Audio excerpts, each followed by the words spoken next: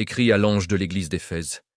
Voici ce que dit celui qui tient les 7 étoiles dans sa main droite, celui qui marche au milieu des 7 chandeliers d'or.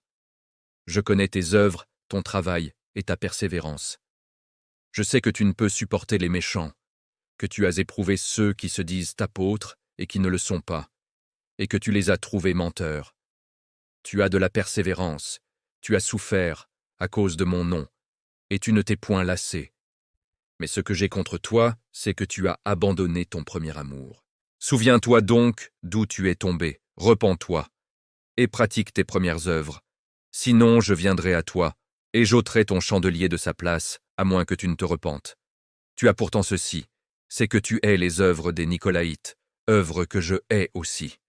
Que celui qui a des oreilles entende ce que l'Esprit dit aux églises. À celui qui vaincra, je donnerai à manger de l'arbre de vie, qui est dans le écrit à l'ange de l'église de Smyrne. Voici ce que dit le premier et le dernier, celui qui était mort et qui est revenu à la vie. Je connais tes œuvres, ta tribulation et ta pauvreté, bien que tu sois riche, et les calomnies de la part de ceux qui se disent juifs et ne le sont pas, mais qui sont une synagogue de Satan. Ne crains pas ce que tu vas souffrir.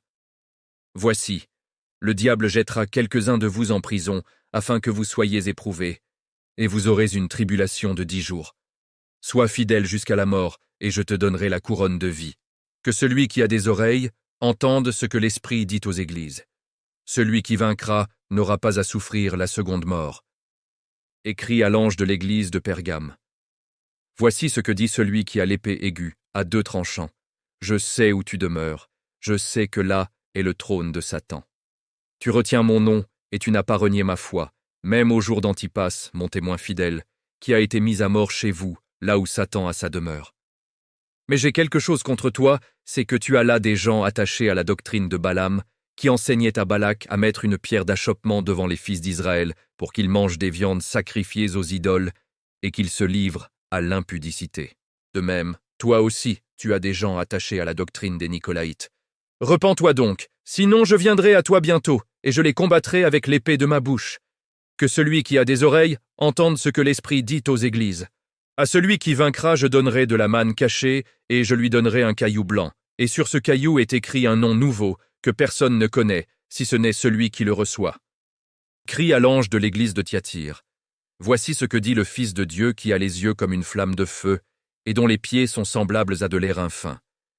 Je connais tes œuvres, ton amour, ta foi, ton service, ta persévérance, et tes dernières œuvres plus nombreuses que les premières. Mais ce que j'ai contre toi, c'est que tu laisses la femme Jézabel, qui se dit prophétesse, enseigner et séduire mes serviteurs, pour qu'ils se livrent à l'impudicité et qu'ils mangent des viandes sacrifiées aux idoles.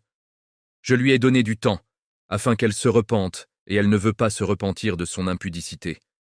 Voici, je vais la jeter sur un lit, et envoyer une grande tribulation à ceux qui commettent adultère avec elle, à moins qu'ils ne se repentent de leurs œuvres. Je ferai mourir de mort ses enfants. Et toutes les églises connaîtront que je suis celui qui sonde les reins et les cœurs, et je vous rendrai à chacun selon vos œuvres. Mais à vous, aux autres, de Thyatire, qui ne recevez pas cette doctrine, et qui n'avez pas connu les profondeurs de Satan, comme il les appelle, je vous dis. Je ne mets pas sur vous d'autres fardeaux.